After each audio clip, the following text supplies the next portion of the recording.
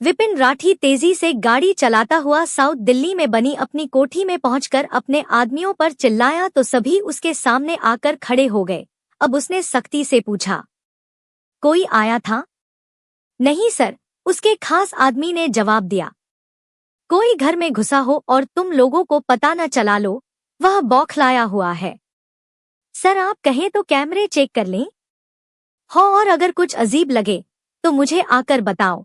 यह कहकर वह वापस अपने ड्राइंग रूम में आकर सोफे पर लेट गया। राठी का 5 साल पहले अपनी बीवी से तलाक हो चुका है। दोनों बच्चे अपनी माँ के पास ही है। कभी कभी उसके बच्चे उससे मिलने आ जाते हैं या कभी कभी वह खुद चला जाता है। इतनी बड़ी कोठी में इतने कैमरे हैं कि यहाँ से बचकर निकलने की कोई संभावना नहीं है। अब उसे ख्याल आया कि उसे उस पार्किंग लॉट की फुटेज निकलवानी चाहिए। देखो तो सही कि किसने मेरी गाड़ी में यह एनवेलप रखा होगा, पर शायद कोई फायदा नहीं होने वाला क्योंकि कैमरे खराब कर दिए होंगे। सम्राट की परछाई को पकड़ पाना भी आसान नहीं है। वो जो काम करता है पूरी प्लानिंग के साथ करता है। अभी वह यह सब सोच ही रहा है कि उसके पास व्हाट्सएप पर एक बाहर के नंबर से एक रिकॉर्डिंग मैसेज आया। उसने उस मैसेज को ऑन किया तो कुछ सेकंड्स की खामोशी के बाद वो रिकॉर्डिंग शुरू हो गई। राठी, उम्मीद कर रहा हूँ कि तुम्हें पुलिस सांस लेने दे रही होगी, पर तुम्हें मेरा यह काम करना होगा जिसके बारे में मैंने उस लिफाफा के अंदर रखे कागज में लिखा है। तुम बस उतना ही करना जितना कहा गया है, बाकी मैं देख लूंगा। और हाँ, उस लिफाफे को कागज समेत जला देना और इस रिकॉर्डिंग को भी अपने फोन से हटा देना। अभी के लिए फिलहाल इतना ही। सम्राट। यह कहकर रिकॉर्डिंग बंद हो गई। उसने उस नंबर पर कॉल किया तो उससे सुनने को मिला कि यह नंबर उपलब्ध नहीं है। यह आवाज तो सम्राट की नहीं है। जरूर उसने वॉइस मॉड्यूलेशन डिवाइस यूज कर यह रिकॉर्डिंग की है। अब उसने रिकॉर्डिंग डिलीट की और फिर लिफाफे का ख्याल आते ही वह गाड़ी की तरफ भागा। जल्दी के चक्कर में उसने अपनी गाड़ी कोठी के बाहर ही सड़क पर छोड़ दी थी। वह पूरी फुर्ती से भागता हुआ गया और गाड़ी का दरवाजा खोला तो लिफाफे को देखकर उसे अपने जेब से लाइटर निकाला और उसे जलाने लगा। मगर तभी उसे यह एहसास हुआ कि लिफाफे के अंदर कागज नहीं है। यह देखकर उसके होश उड़ गए। उसने पूरी फुर्ती से अपनी ऑडी चेक की, मगर उस कागज का नामो निशान नहीं है। उसके अब पसीने छूटने लग गए। वह घबराता हुआ बोला, सम्राट को यह लापरवाही पसंद नहीं आएगी। कोमल भी अश्विन की तरफ देख रही है। उसने अब कुछ सोचते हुए कहा, शायद नहीं।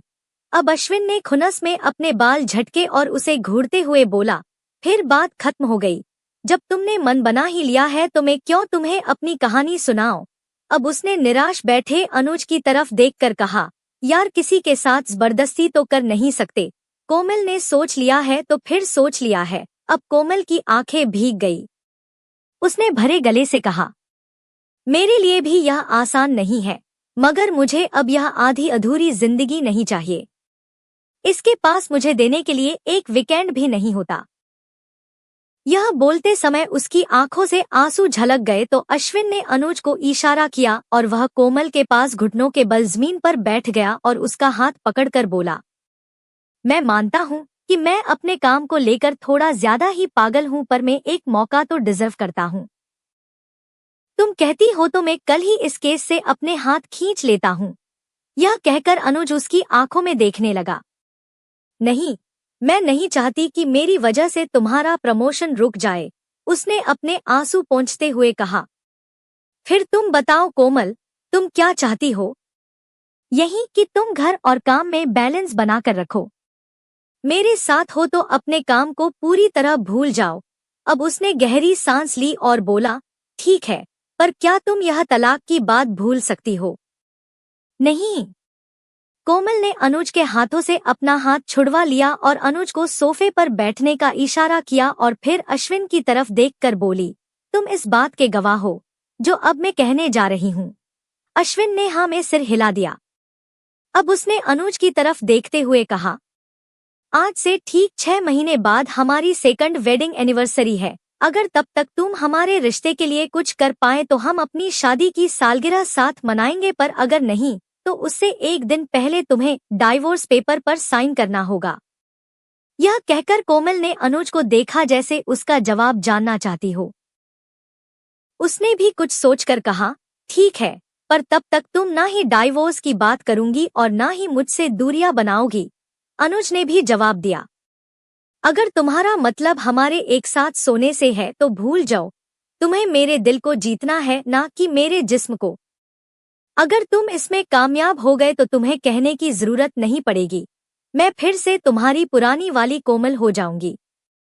कोमल अपना फैसला सुनाकर अपने रूम में चली गई और अनुज मायूसी से बोली, किसने कहा है कि प्यार में शर्त नहीं होती, आकर कोई मेरी जिंदगी देख लो। यार प्यार में भले ही ना हो, लेकिन शादी में जरूर होती है। यह कहकर अश्विन एक फीकी हंसी हंस दिया। अनुज से विदा लेकर वह वापस अपने घर की तरफ जा रहा है। अब उसने कुछ याद करते हुए गाड़ी बिग बाजार के सुपरमार्केट में रोक दी और अपने घर के लिए ग्रोसरी खरीदने लगा। उसने अब कुछ खाने के पैकेट्स लिए और कुछ सब्जियों ली और फिर बियर के सेक्शन की तरफ बढ़ गया। उसने देखा कि व्हिस्की के भी कुछ नए ब्रांड आए हुए हैं। उसने वो भी अपनी टोकरी में डाल दिए। अब वह बिलिंग काउंटर पर पहुंचा ही था कि एक जाने पहचाने चेहरे को देखकर उसके पांव ठिठक गए। यह यहाँ क्या कर रहा है? यह तो दिल्ली से बाहर था, उसने मन ही मन कहा। उस शख्स की नजर भी अश्विन पर पड़ चुकी है और वह जल्दी से बिलिंग कर वहां से भागने के चक्कर में है। यह शख्स तो बिल देकर जा ही रहा था कि अश्विन झट से बिलिंग की लाइन से निकला और बोला, मिस्टर अभिरंजन आप यहाँ? अब अभिरंजन ने भी जबरदस्ती का मुस्कुराते हुए कहा, जी कुछ सामान लेने आया था, ढलिए चलते चलते बातें करते हैं। उसने अब अपनी आईडी दिखाकर अपनी बिलिंग पहले करवा ली तो एक आंटी उसे बुरी तरह घूरने लगी, तो उसने प्यार से कहा, सॉरी इमरजेंसी है। यह कहकर वह अपने हाथ में अपने सामान के पैकेट्स पकड़े अभिरंजन के साथ चलने लगा। दोनों इलेक्ट्रिक सीढ़ियों से नीचे की ओर आ रहे हैं। आप तो पुणे में थे ना? अश्विन ने सवाल किया।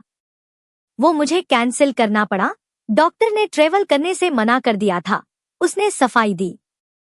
अब वह सीढ़ियों से नीचे आ चुके हैं। आपके घर में कोई नहीं है? जी नहीं, मेरी बीवी एक एक्सीडेंट में मुझे छोड़कर चली गई। एक बेटी है जिसकी मैं शादी कर चुका हूँ। इस समय वह फ्रांस में रहती है, अभिरंजन ने अश्विन के साथ गेट से बाहर आते हुए जवाब दिया। अब अश्विन ने अपना सामान गाड़ी की सीट पर रखा और अभिरंजन की तरफ देखते हुए बोला, आपने माया की जासूसी करनी क्यों बंद कर दी? जी, अब मेरा कॉन्ट्रैक्ट सिंघल ग्रुप के साथ खत्म हो गया। कितनी अजीब बात है न, आपके हटते ही माया पर अटैक हो गया। ऐसे लग रहा है कि कोई आप दोनों की भी जासूसी कर रहा था। ये हाई प्रोफाइल लोग हैं, इनकी बातें यही जाने। आप माया की माँ रोमा के बारे में क्या जानते हैं? मैं उनसे 1 या 2 बार मिला हूँ, इसीलिए ज्यादा नहीं बता सकता। उसने अब अपनी गाड़ी की तरफ देखा तो अश्विन समझ गया कि वह जाना चाह रहा है। अब उसने उससे हाथ मिलाया और वह अपनी गाड़ी की तरफ चला गया। रेहान और रेवा रिसोर्ट स्पोर्ट्स ग्राउंड में बैडमिंटन खेल रहे हैं। कुछ शॉट्स मारने के बाद रेवा थककर बैठ गई तो रेहान भी उसके साथ वहीं ग्राउंड पर बिछे मैट पर लेटते हुए बोला, यार तुम्हारे साथ तो मेरी जिंदगी बहुत रंगीन हो गई है। रेवा को यह सुनकर हंसी आ गई। अब रेहान ने उसके होंठों को चूमते हुए कहा, इस बुक के पब्लिश होने के बाद मैं सोच रहा हूँ यही रह जाओ। उसकी बात सुनकर रेवा ने उसका मजाक उड़ाते हुए कहा, तुम तो सच में मुझसे प्यार करने लगे हो। कुछ ऐसा ही समझ लो। अभी वे दोनों बात ही कर रहे हैं कि देवन भी घूमता हुआ उनके पास आकर बैठ गया। लव बर्ड्स को मैंने डिस्टर्ब तो नहीं किया? रेवा ने उसे घूरकर देखा तो वह झेंप गया और रेहान की तरफ देखकर बोला, यार मैं सोच रहा हूँ कि अपनी स्टेशनरी की फैक्ट्री यही डाल लो। मेरा मतलब मध्य प्रदेश के मैन शहर में। क्यों, दिल्ली से मन भर गया? नहीं, पर मुझे लगता है दिल्ली के लोग सुधर गए हैं, उन्हें मेरी जरूरत नहीं है। वो बिगड़े कब थे? रेवा ने सवाल किया। बिगड़े ही हुए थे, किसी के दिल को दिल नहीं समझते थे। कभी किसी के साथ, कभी किसी के। यह कहते हुए देवेन के चेहरे पर जो खतरनाक हाव भाव है उसे रेवा तो देख पा रही है, पर रेहान की नजर तो आसमान के तारों पर है। वैसे तुम्हारी बात मुझे समझ नहीं आई। तुम्हारे बिजनेस और दिल्ली के लोगों के दिल का क्या कनेक्शन है? यही कि लव लेटर लिखने के लिए कॉपी पेन नहीं खरीदते। यह कहकर वह जोर से हंसा तो उसकी अजीब हंसी सुनकर रेहान बोला, यार तुम्हारी हंसी तो डरा रही है। डरना अच्छी बात है, डरना भी चाहिए। लोग ने डरना छोड़ दिया है, इसी बात का अफसोस है। वे अपने आप को खुदा समझने लगे हैं। यह कहकर वह वहां से उठकर बाकी के रिसोर्ट में टहलने लगा और रेहान ने रेवा की तरफ देखकर कहा, यह क्या कह गया? कुछ ऐसा जिसे समझने की जरूरत है। रेवा ने भौहें उचकाते हुए जवाब दिया। अगली सुबह अनुज ने नाश्ता तैयार करने के बाद बड़े प्यार से कोमल को आवाज दी तो वह मुस्कुराती हुई आई और बोली, तुम तो कुकिंग में एक्सपर्ट होते जा रहे हो। वह भी अब उसके साथ नाश्ता करने बैठ गई। उसने साबुदाना का दलिया खाते हुए कहा, यह सचमुच बढ़िया है। थैंक्स। अब कोमल और अनुज इधर उधर की बातें करते हुए ब्रेकफास्ट कर रहे हैं। तभी कोमल ने कहा, आज मेरे डैड का जन्मदिन है और मेरे भाई दिनेश ने रेस्टोरेंट में डिनर प्लान किया है। क्या तुम आ सकते हो? ओ प्रकोसे, अनुज ने खुश होते हुए जवाब दिया। ठीक है, फिर रात 8 बजे रेस्टोरेंट मेरीगोल्ड में पहुंच जाना, कोमल ने मुस्कुराते हुए कहा। राठी अपने घर पर बैठा यह सोच सोच कर पागल हो रहा है कि अगर वह खत किसी के हाथ लग गया तो गजब हो जाएगा और सम्राट को पता चल गया तो उसकी खैर नहीं। पर वो साथ कहाँ जा सकता है? उसने ड्रिंक पीते हुए खुद से सवाल किया। अब उसके नौकर ने उसे नाश्ते के लिए पूछा तो उसने मना कर दिया। फिर उसका खास आदमी जग्गा उसके सामने आकर खड़ा हो गया तो उसने सख्ती से पूछा, कुछ पता चला? नहीं सर, कोठी के बाहर की सड़क के कैमरे में कुछ नहीं दिखा। क्या पता किसी ने कैमरा खराब कर दिया हो या फुटेज डिलीट कर दिया हो। सर ऐसा तो कुछ लग नहीं रहा। यह कहते हुए उसने मुंह नीचे कर लिया तो राठी जोर से चिल्लाया, तो फिर उस खत को जमीन खा गई या कोई मिस्टर इंडिया ले गया। अब उसने गहरी सांस छोड़ी और फिर उसे जाने का इशारा किया। अब वह कुछ सोचते हुए बोला, सम्राट का काम तो कर दो, 2 दिन बाद मुझे उसे सारी डिटेल भेजनी है।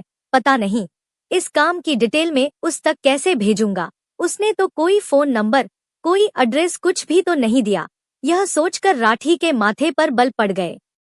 वहीं पुलिस स्टेशन में बैठा अश्विन यह सोच रहा है कि माया को कॉल करो या नहीं। पता चला सम्राट के बहाने वह मुझे किसी और मकसद से डस ही ना ले।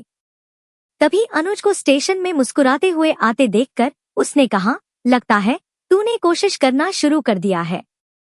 हाँ, और आज उसकी शुरुआत कोमल के डैड के बर्थडे से होने वाली है।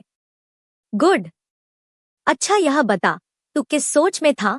उसने उसे माया की कही बात के बारे में बताया तो वह बोला, तुझे लगता है वह तुझे सम्राट तक ले जा सकती है? शायद हाँ, क्योंकि मुझे इस बात का यकीन है कि वो नीली आंखों वाली लड़की माया ही है जो मेरी गाड़ी का पीछा कर रही थी।